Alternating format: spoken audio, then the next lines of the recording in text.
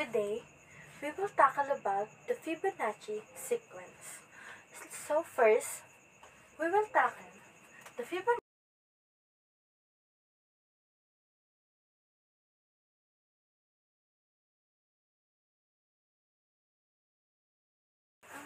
Magsisimula tayo sa 0. Ang susunod dito ay 1. At ang kasunod dito, pagpa-plus pa rin sila, magiging 1 pa din. Ang kasunod naman is 1 plus 1 is equals to 2. Ipag-plus natin siya sa sumunod, ang 1.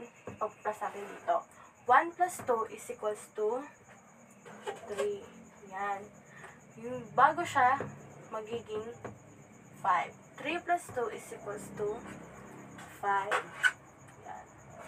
Tapos, 5 plus 3 is 8. And 8 plus 5, magiging 13 siya.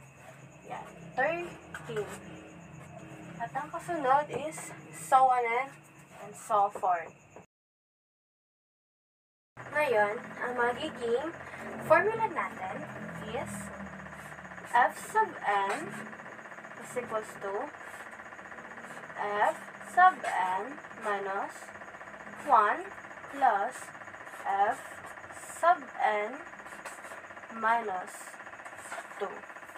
So, ang kukuhanin natin is yung pang 13th number. Ang magiging n natin is equals to 13.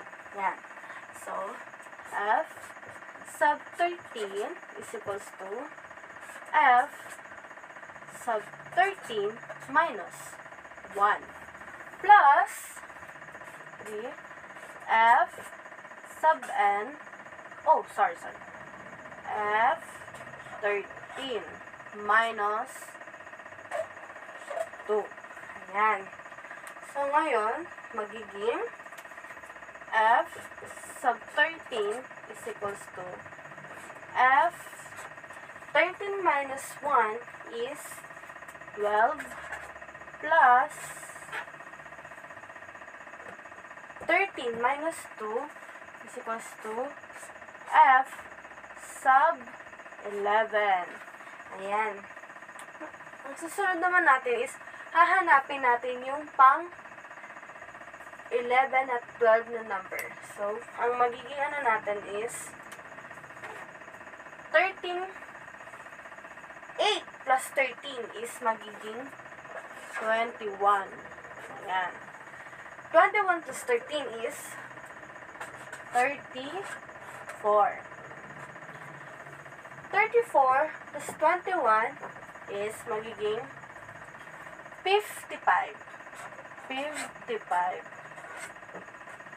At 55 plus 34 ay, ano? Yan. 89. Ayan. Bilangan natin kung pang ilan na siya. 1, 2, 3, 4, 5, 6, 7, 8, 9, 10, 11, 12. Ngayon, f sub 13 is equals to, ano to? Yung pang 12 is 89 plus, yung pang 11 natin na is yung 55. Yan. Ngayon, ang gagawin natin is 89 plus 55 is equals to f sub 13 is equals to 144. Ayan ang ating sagot na makukuha sa Fibonacci sequence. Pero, meron pang mas madaling term dyan. Ang gagamit naman yan is yung Binet formula.